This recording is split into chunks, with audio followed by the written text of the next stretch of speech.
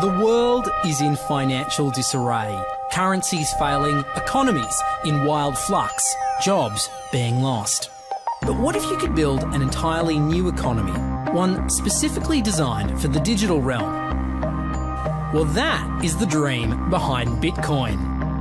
Bitcoin, for those of you who don't know, is an electronic online currency that was created in 2009. It was made by someone who did it under the pseudonym Satoshi Nakamoto. Like any economy, you don't want too much too fast, because then the value of your currency drops, or so slow that your economy grounds to a halt. It's designed to be a self-stabilising economy. Whether it actually is that way, though, well, that is a little bit more complicated. Because some people have said, hey, Bitcoin is the answer to those problems. Are you a believer? Well, Bitcoin is exciting because it shows how cheap it can be. Bitcoin is better than currency in that you don't have to be physically in the same place. And, of course, for large transactions, currency can get pretty inconvenient. And what is Bitcoin? Bitcoin is a currency on the internet. Bitcoin is fundamentally different because in Bitcoin, you don't owe anyone anything and no one owes you anything. It is not a system based on debt. It is a system based on ownership. And no one can censor it, no one can seize it, no one can freeze it.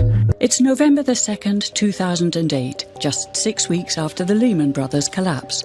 And all over the world, there are panicked debates about how to save the banks. Then, on a little visited web forum for cryptographers, a document appears in which a completely new monetary system is proposed. The visionary author calls himself Satoshi Nakamoto. These were the darkest days of the financial crisis. So that to me suggests a very clever mind that saw an opportunity, the perfect opportunity to introduce a new radical technology and a new radical approach to money and finance at just the right moment when people would be very open to making this big shift that's required to adopt a new currency. What's exciting for me is like a global economy. Right now we say we have a global economy, but I can't take $1 and give it to you in the Netherlands and then you know what to do with it, right? You would have to go and change it to your native currency.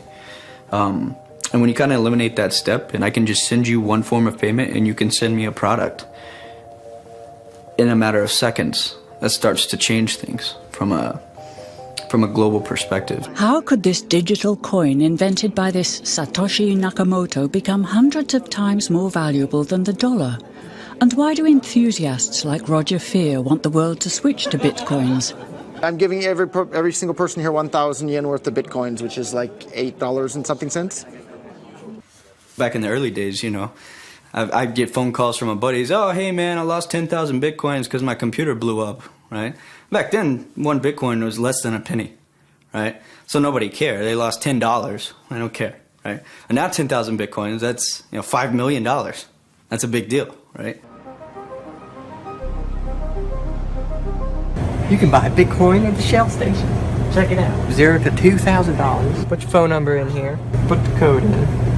Scan it. Got my reader. Oh, I gotta put the cash in. Good.